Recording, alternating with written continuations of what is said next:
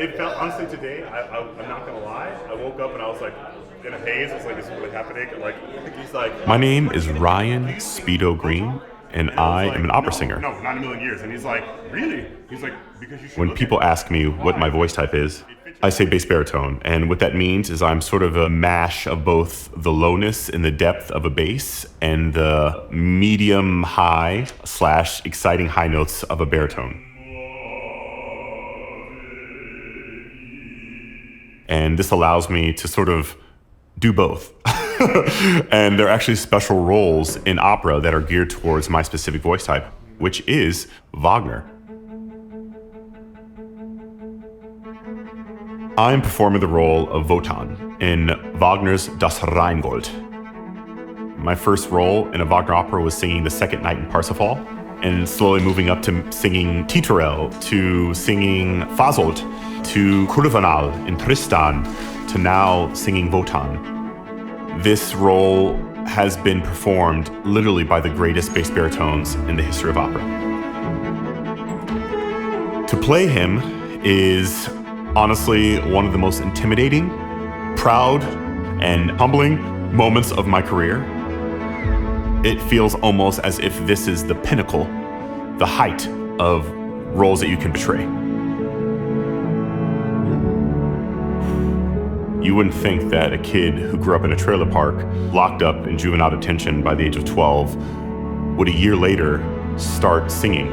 Finding music allowed that boy to discover how to express himself.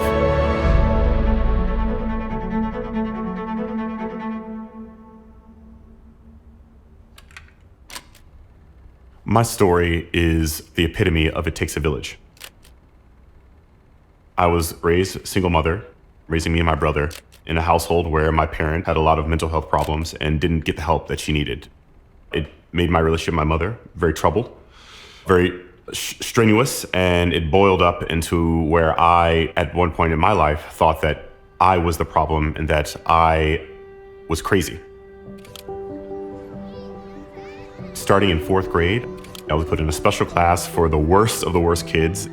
I'd sort of been pigeonholed as a troublemaker, as a kid who was unstable. Actually, at some point, people thought I would never graduate high school because I was so bad in elementary school, and they were preparing for the worst. But I had a teacher named Mrs. Hughes, and she became my surrogate mother. She was one of the first people to ask me, is everything okay at home? And when I was locked up in juvenile detention, she helped me realize that I wasn't the problem, my home was a problem. And I was soon put back into the general public.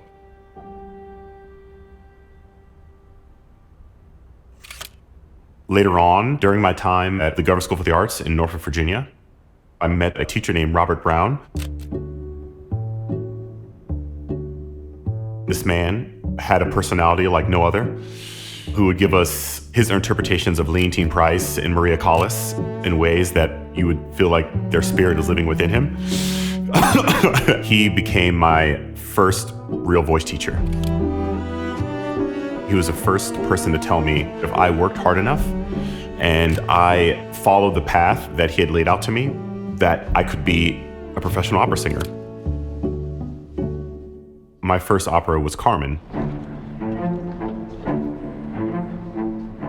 Seeing my first opera was a clicking moment for me because the title character, the lead role of Carmen, was being portrayed by the African-American mezzo-soprano, Denise Graves.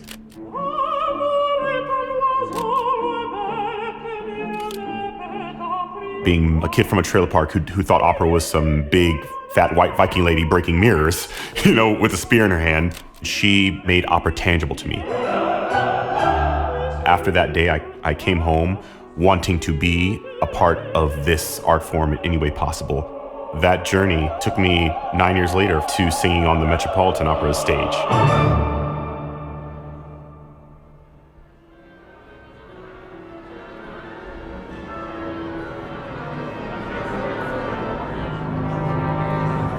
Good morning, ladies and gentlemen. This is your own stage call on stage for the top of the rehearsal. Thank you.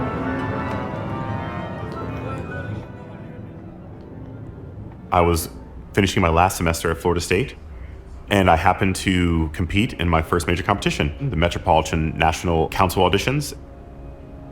I ended up in the semifinals. I remember I called my father, who I had only met about 3 times before I turned 18. He promised me if I made it to the finals, he would borrow a suit and he would get the money to fly out there and see me.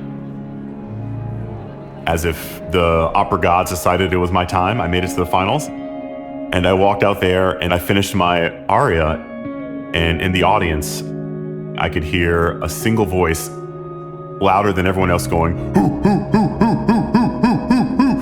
And I knew that was my father. I'll never forget. And my mother was there too. And Mr. and Mrs. Hughes. I remember the head of grammar school was in the front row with a picture of Robert Brown in his lap. Robert Brown passed away a year and a half before I made it to the Met. He gave me the gift of believing in me. I'll never forget looking down and seeing that picture, and I knew that Mr. Brown was with me in that moment.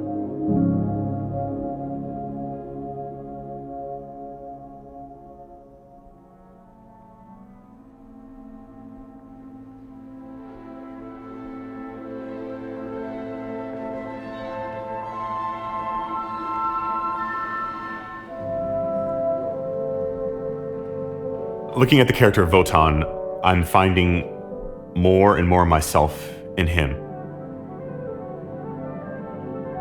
I spent most of my life making myself smaller so people can feel comfortable around me. I am a 200 plus, 6'4" African-American male, and people judge me by the way that I look a lot of times. Not everybody.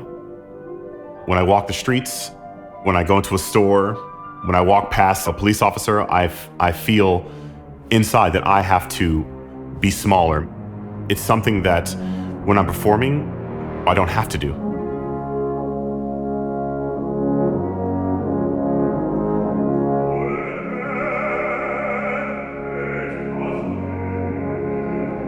Wotan is arguably the most powerful entity in his world. He walks around and the world revolves around him. His voice, his presence, his power.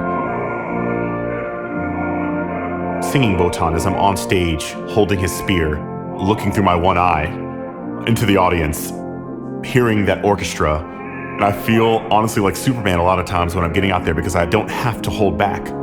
I don't have to be small. I don't have to make people comfortable. I'm allowed to sing with my full voice, stand with my chest puffed out the way that I want to feel every day that I walk on the streets. I can be me. I can be big. I can be Speedo.